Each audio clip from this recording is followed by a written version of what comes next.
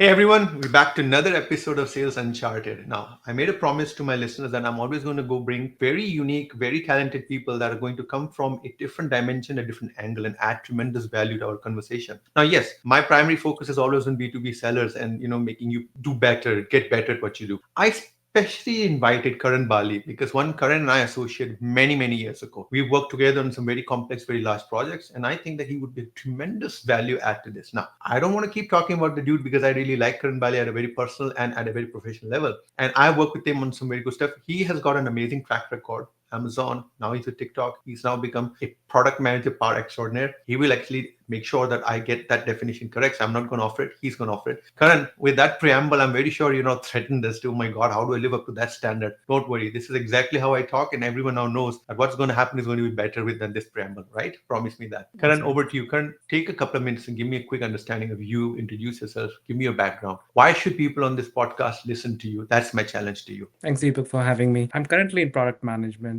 but the way I got here is interesting. I started, my career with insurance. Then somehow, by the grace of God, moved into tech. And with tech, HP was my landing. Spent there about 7 years into analytics and strategy roles, and that's where we met. When That's we where were we in. engaged. Absolutely. Yeah, in HP India, I was in a strategy role for your team, and just to give background to the listeners, we were an operations team supporting HP Sales India, and I was in a strategy role. Deepak was a director, and I think that's how I first engaged with sales, and I understood the pain points of salespeople who were engaging in B2B sales, and also so a few of them were in B2C, but largely B2B. And post that, I moved to Amazon, where also I had multiple roles, and one of those were in Amazon B2B, which is Amazon Business. I launched Amazon Business for Canada. There also I engaged a lot with B2B salespeople. And my current role at TikTok, I am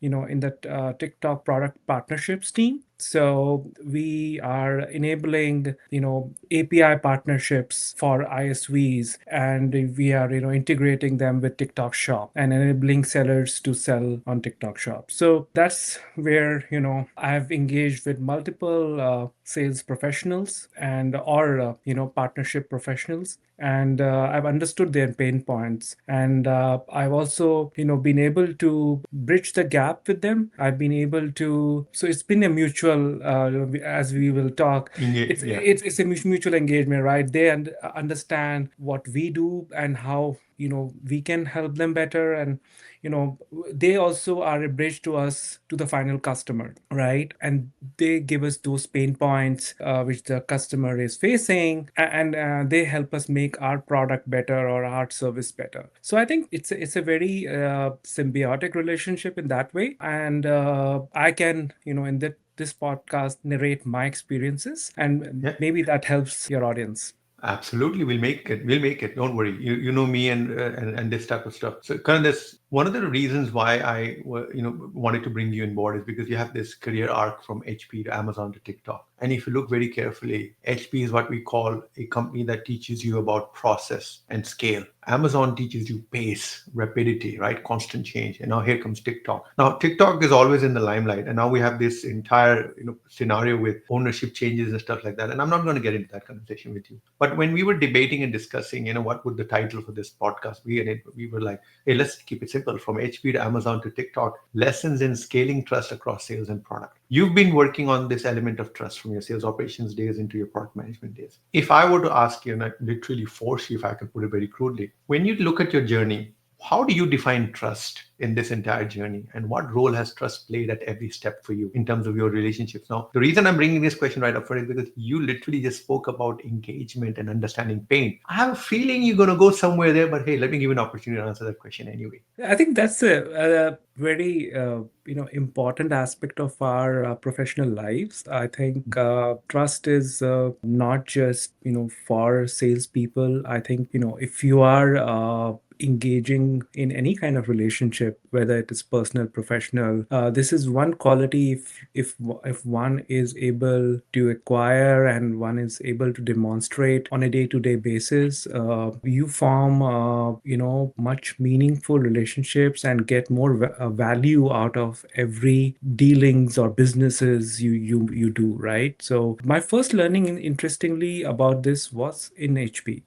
I was still learning the ropes, and I saw how aggressive HP salespeople were, and I was surprised that why at that, or shocked at in few occasions why they were so aggressive. I found I got the taste of some of it when you put me into the global accounts role, and I managed a team for some time coming out of strategy. And what I found was that they do that for a purpose, right? They are testing you, and once you are able to deliver and you are able to gain their trust, they walk back some of that aggressiveness, right? But I think what I learned from that experience, and found that in Amazon, and Amazon has a specific leadership principle which is called earns trust, and that's a very important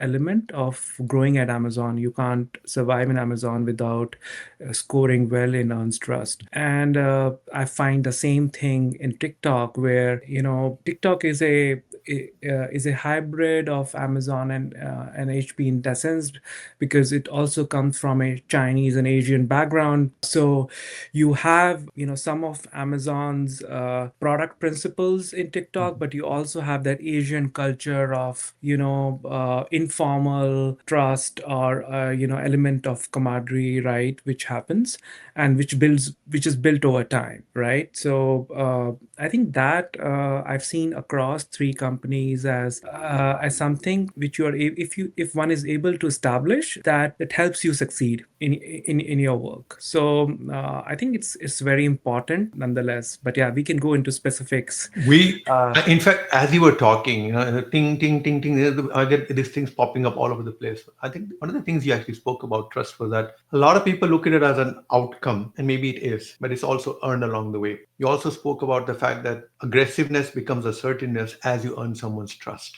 That's how I interpreted your feedback. And I think that's a right. very valuable lever. What you're essentially saying is that you can manage people, you can manage whatever style they have, if you are building a relationship based on trust. And as people trust you, that's when they will let their guard down. And I just put fancy words into it because you use the word aggressive, right? To me, the optimal scenario for a salesperson is assertiveness, right? Where your message is still core, but your tone remains reverential, respectful. And I think that's where many salespeople make that mistake. But you made a very profound insight, which I really agree with. Sometimes, and I would argue many times, salespeople do that because they are in a role where they are deadline driven, they are just aggressive, fast paced. And if they cannot test someone and truly push you aggressively on it, then they set themselves up for failure. So that is a very important point. I think a lot of sellers listening onto this call would actually relate to that. Because one of the things that I've realized in my research, Karan, is that top salespeople are the ones that can actually call upon their resources internally to stand behind them. And as I do my discussions with the top rock stars, I actually realize they command respect because they have ultimately earned it both ways. They have chosen who they work with, they figure out a style, and they maximize it. If I were to now push you a bit more on the trust element, and you kind of started with something on matching or kind of contrasting Amazon, TikTok, HP, and I think it's extremely valuable. From a trust point of view, though, if I'm a frontline seller listening into this, right, and you've just made it very clear that trust is earned, it's not going to be borrowed or given to you. So as we earn trust, what do you think are the typical things that people need to watch out for when they're earning trust? What makes people lose trust is maybe what I'm trying to get at. What have you seen which is inverse to that? How can you lose trust in the process? I see. I think there are two dimensions to it. One is you earn trust by displaying competence and knowledge about your around your role, right? So Agreed. if you are in operations, or if you are in product, or you are Mhm. sales support, or whatever role you are engaging with sales, and if you don't know what you are doing, or the product Yeah. you are managing, that will not inspire trust, right? So that is the basics. So one has to before you're engaging with his sales people, and you display that. Second aspect, I think, is deliver results, right? So you have to, on a day-to-day basis, meet your commitments, your goals, what you tell them, and that these two are the starting blocks. Then the third thing comes, right, where you set expectations and boundaries with salespeople, right? You tell them what are the Brilliant. risks, right, where things will not work, and you have to say no also. So that is the, I think, the final level of where you tell them that you are this far no further, because they are also sometimes also stretch you, because their clients start stretching them, right? So but you need to also take care of your goals and what you are responsible for. So I think that comes at the last, but all of this in totality, I think, establishes trust, which can pay dividends much later in the future in your relationship with the salespeople. So let's now bring in this amalgam of yours, because I think we touched some very good insights into trust, particularly on how it's earned. And I think you also brought in sustainability. And then you also spoke about the things that erode trust. You say you're going to do something, but then you don't do it. Oh, yep, there goes goodwill, right? So I think it's Right. logical. So you've built a career and you've been connecting, sales, product, and tech. Now, how would you say to any seller, let's say you're having a cup of coffee in a Starbucks or any coffee shop with a B2B selling guy, and he says to you, "Hey, Karan, you've seen so much. How can I position myself as a bridge between my customer and the product teams internally?" What would be the ideal scenario for you where a salesperson adds value, not just by selling your product, right?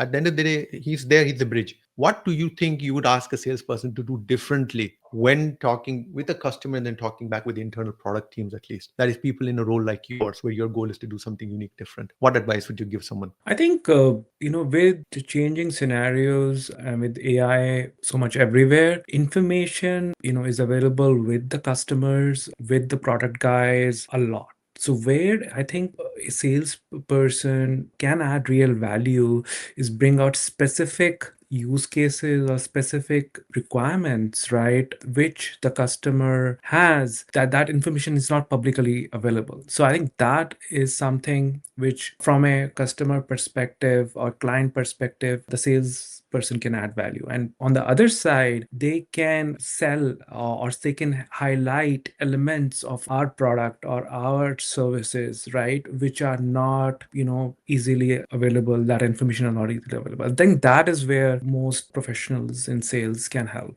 at this point in time. So Otherwise, everyone can ask ChatGPT or Perplexity what is you just what are the you just features. did a brilliant pivot there. I just realized B2B selling, my grandfather used to call it belly to belly. First of all, he didn't understand. If you're selling, you're going to talk to a person, talks to a person, and trust is always inherent in it, right? And trust can Right. be a simple matter like, pricing. If someone feels that your pricing is gouging, then that's gouges the trust spirit as well in it. But Yeah. coming back to your conversation, I like the concept that a salesperson has actually got a very important role. He actually has cold face engagement. He actually can bring back that feedback. And I think what you're saying is that figure out a way and a strategy to bring feedback back to us that allows us to build the product out that satisfies your customer's demand or customer's need, even if that is unique to that specific customer. Because at the end of the Yeah. day, if four customers ask for something, then Karan, that that's the requirement that's coming, because there's some logic you can apply to see whether this is a once off or is this actually something that we should deliver in this. Now, Yeah. if I were to just kind of pursue this, you seem to have, and I think I saw it in your resume somewhere, something called certified AI product management. What exactly is that, or did I misread it? And how do you think AI plays in all of this? And how can it enhance trust in sales? And where do you think AI is going to make it problematic for B2B sellers? I'm just going to push you on this one because AI creates a lot of noise, right? I get a report that says AI has improved outcomes by 3x. Then the next day, I get an MIT report that says 95% of AI projects fail to deliver on their objectives. I'm sitting here scratching my head, and maybe that's why I've gone bald with all that effort, Karan. Help me make sense of AI and how it erodes or builds trust. I think AI, we all know, will be more and more ubiquitous in our lives as we go along. Every tool will include it of some element of it. When we say AI, as you know, it's more of generative AI or conversational AI, which we are Correct. talking Yeah. about. Otherwise, machine learning and all of those tools have been around much longer. One of the reasons of doing the certification was also for me to get my hands dirty so that, I could get the nitty gritties better. And what I have learned in my role, and from this course also, it is not for every solution, right? So you don't need to apply AI tools or solve everything with a generative AI product. I think that's where most products are failing, because sometimes you don't need it. Right. Some things can be done by a regular inbred machine learning model, which solves things easier, faster, and more accurately. AI can models are really, really vast and deep because nobody understands how they learn, right? You could see a lot of errors also, right? So there are techniques to improve the accuracy by having a RAG database, which improves accuracy and reduces hallucinations. So those, techniques are utilized, and you can do a lot of, engineering around it, prompt engineering, all of that, can keep testing it and keep improving your accuracy. But I think the key thing is to not get blown away, by this mirage and just try and use AI to solve everything. I think you need to understand your pain point and your customer's pain point much more deeply, and see which is the most effective and efficient solution for it, right? And I think that's where the trust comes in, where because you have to tell your customer and a client as a salesperson that, this is they will, because they will also be expecting AI to solve their problems, and they will be asking you, why are you not getting me an AI solution? You need to also tell them that, this can be easily and cheap and more efficiently solved by a non-AI solution, or a non or a machine learning algorithm, which is not generative AI, right? So I'm going to jump in and kind of let's make it easy for everyone there. I define it as follows, and help me with this one, Karan, because I've also become a bit of I'm fascinated with the speed with which AI has impacted, right? Karan, what I really liked is that you're kind of making sure that people understand. When we use the word AI, we are actually talking about the ubiquitous day-to-day chat GPTs of the world, the different ways that I created a custom GPT, or I created a make automation and stuff. And you're right in passing caution on that, because what I've realized is that a lot of people jump into this, get into it, they make something work, they start seeing it, and then you get this deluge of quantity, and you can't make sense of the quality. Then you try to solve extremely complex problems using models which are iterated for vastness and for, as you said, language or something else like that. So I've been trying to explain to people that let's talk generative for 1 second, right, Karan? Generative AI now is a very interesting topic, because for me, I've noticed something with B2B sellers. These guys use the company's machine learning tools and stuff like that. They have CRMs which have deal scores in them now, right? And the CRM is actually telling him, you say it's in stage 6, but it says stage 6, and you're smiling because this will take you back to your CRM days. But wait, all evidence to the contrary, it should actually be a sales stage 4. That type of stuff analysis can happen in the background. Most of the B2B sellers right now are using this in terms of, hey, I have a customer. This is his profile. I need to write an email. I want to do a cold call. Give me a script. How do I go about doing that? And what I'm noticing there is that people are now outsourcing their basic competence out to something and keeping control of that. And here's something I just picked up from you. And you again reminded everyone, you're welcome to use AI. You're welcome to use machine learning. But understand one thing, at the end of the day, it's still going to be about trust. If you're going to take something, and this AI slop as a concept, I initially didn't understand, but then Karan, I realized, because I go and I use AI a lot, right? So let's say, Karan, that I want to prep for this and I wanted to ask it, tell me about trust in B2B selling. And I assure you, giving a prompt like that is just going to give you slop. And it's going to give you so much slop that you're going to look at it and say, awesome. But when you sit down and actually dissect it, you actually realize its context or the audience analysis as to who is reading it and what they get is missing there totally. And I think that's where the judgment element is still remaining correct. with B2B sellers. And I think that's where I picked up your nuance. And I also noticed something very interesting, Karan, in your demeanor, because you were like, yeah, okay, I hear you, but and that is exactly why I latched on to the fact that you seem to have done some certification. And I've typically noticed that people who actually go for rigor versus playing around tend to deliver better results in the AI world. So there's extreme caution there. So any B2B seller listening in right now, I would ask you to, kind of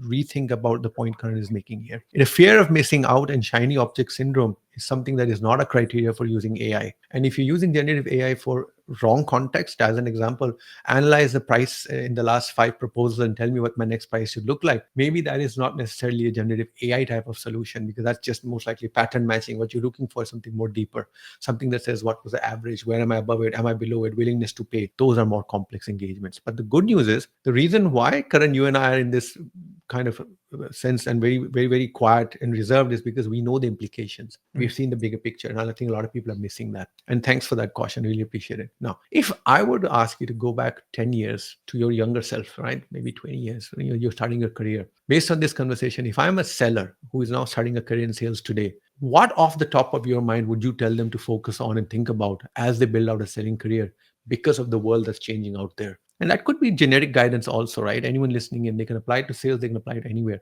But what would you caution? Because you're someone that has been, I've watched, likes to share back knowledge, likes to, mentor, coach, guide as well. So here I'm giving you an open challenge. You just had this very sobering conversation on AI. What would your take be if you were to catch someone starting their career? What would you tell them how to handle not just AI, maybe in some other things around trust as they build their career? Sorry, I think long-winded. My apologies. no worries. I think I got the sense, and you can correct me if I'm wrong, but I think for any salesperson or any seller, whether it's B2B, B2C, the basics of selling and basics of building a business will not change, right? That is where you identify what's the product market fit, where's the how big is the market, right? What are the pain points of your customer, or your target segment? Those elements, basics you need to build even today. Technology can help you be efficient around those processes, but ultimately you need The to fundamentals matter, I yeah, guess. That's what you need to do. fundamentals will have to be there to make any successful sales call or successful business,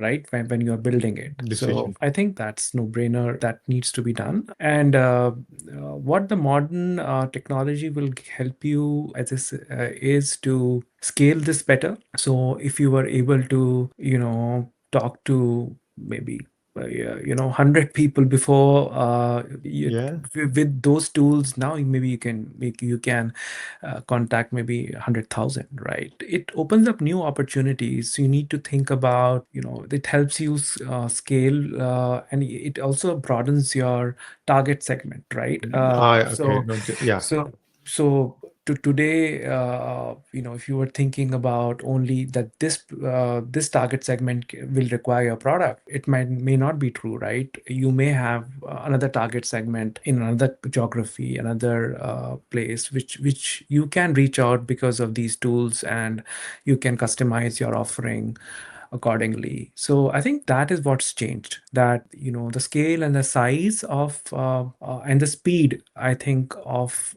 making those sales calls, Yeah. That's or managing those processes, that is changing. But the basics and fundamentals of doing your homework, analyzing which target segment to focus on, how to build your deal or how to price your deal, I think those things remain, and these tools will make it efficient. It's very interesting because, Karan, as you were talking, I was thinking about the message you're giving, right? And what a follow-up question might look like. And then it hit me. I think what you're actually focused on is more like, and I got this revelation because you and I both come from a deep sales operations and a love for process, right? And structure. And we always get very nervous when you hear people talk about things which are 10,000 feet up, because as process gurus, we know he's focused here, but we know if he touches this, the process is going to break up here, and this will happen over here, because that's how we look at things. One of the points I tried to make to AI people, and I think, Karan, that's the message I got, and just tell me if this makes sense to you or not, is if you have a process that sucks and is broken and is not scaling, automation will simply scale that madness even better. Now you've gone from the ability to talk to 100 people a day to 1,000 a day, though, but is your message still secure? Is your process still secure? Is your product actually as efficient or good as you said it to the world? And I think that's the critical point. So AI is giving people shortcuts, ability to make a louder noise, but it's still noise, not a message. And I think this is really, so I think that's a very valuable tip on Absolutely. that front. Yeah. Now, Karan, as we go through this, I was thinking that you've been someone that I have, seen coming from a deep sales operations background. From a sales operations background point of view and looking at where things are going, is there any advice you could give a salesperson which is outside of AI, which is just generic advice? If you're building a career in sales, what are the two or three things that you think one should really focus on as they build that career out for greatness? And I know one of the things you're going to say is that build an element of trust with your internal team, but think broader. Tell me a bit more. Yeah, I was just going to do that, but uh, But okay, I want my 2 minutes clean. I don't okay. want you to regurgitate. So I had to intercept you there, right? Apologies. Right. Absolutely. Cool. I think salespeople, I've seen successful salespeople do couple of things additionally to Yes. what we have discussed, right? Which is like the basics and, pushing your internal teams, pushing, getting, building relationships and trust. Successful and great salespeople, in my opinion, really understand the limitations of your company and of your product, and they are able to successfully negotiate with internal stakeholders by using various Various tactics, techniques. right? Yeah. Techniques and tactics. I think that those abilities people need to have to have or build to have that successful career, that you are able to deliver over and above what an average salesperson is doing. You will have to get all the stakeholders within your company, to back you to the hilt, and help you provide that service or build that amazing product which your Yeah. client or a customer would love, right? And to do that, you would need to really understand and have a deep insight into your customers requirements that is given, but then negotiate and ensure Yeah. that each stakeholder of your organization delivers, and also gives their best, because one is delivery based on what you think is right, but the Sure. you get the best when each person in your Well, company is able to think, or is able to visualize, or build a product or build a service which is in their domain the best, right? If I, as a product guy, can think 5 steps ahead of what my CSM or a partnership manager is coming up with, it's coming up with, yeah. right? And they bring me a problem, but then as a product guy, build a product which just takes care of that core problem, but a deeper in need which the customer has. Then I build a amazing product which the customer would love, right?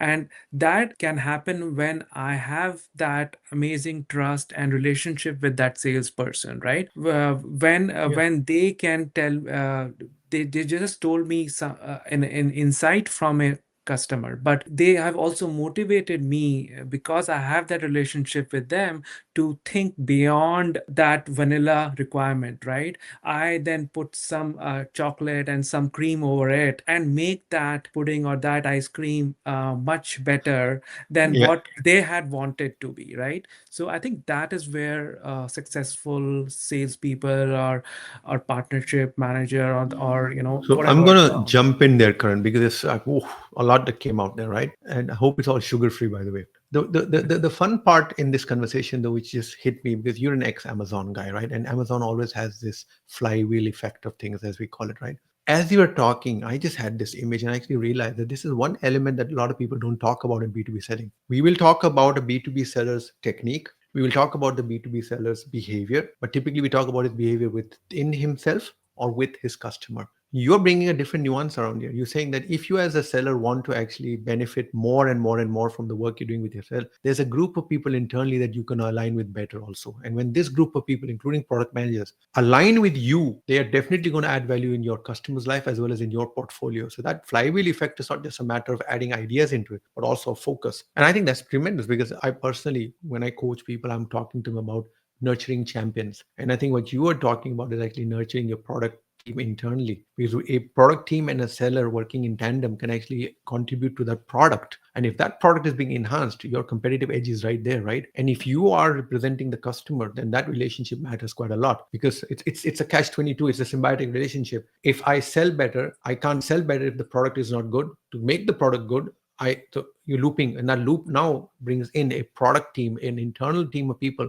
who are going to have to trust you, and the seller has to build that relationship, Karan, which simply means when he comes and says we need to do A, B, C, the internal team doesn't say why, they actually say when. Right. And I think that's the power of a relationship. So I really enjoyed that conversation, Karan, in terms of that. Now, in the interest of time, Karan, I'm going to kind of start wrapping things up. There's quite a lot that's happened on this call. We started off with trust. We then got into some of your background. I think we got some, I will try to also summarize when I do this posting in terms of some of the learnings that came out from this, right? Now, Karan, how can people reach out to you? Where do they find you? How do they get to know more? I mean, if someone has a product management question, or someone really genuinely feels they like to understand what you do a bit better, how do they reach out to you? Where do they find you? I'm on LinkedIn, so uh, This is, I'm actually going to stop asking this question, Karan, because it's. I should just actually say, Karan, besides LinkedIn, is anything any other way for people to contact you? And everyone tells me, no, it's LinkedIn. Back to one.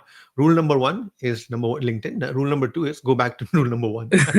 So on LinkedIn, you are what? Karan Bali, one word. yeah, Karan Bali. Yeah, yes, that's it. Yeah. Perfect. Absolutely. So, Karan, great conversation. Thank you for that. Is there anything else that you think that you had in the back of your mind, but now has come to the front? You want to just blurt out? Feel free to do so. Last I'm good. opportunity. No? Okay. So last round is called. Bar is now shut down. You and I are now going to go home with water. Sure. Karan, thanks very much for your time. Really enjoyed this Thank you conversation. so much, Always boss. great talking to you. Take Thank you care. so Eh? much. Bye You bye.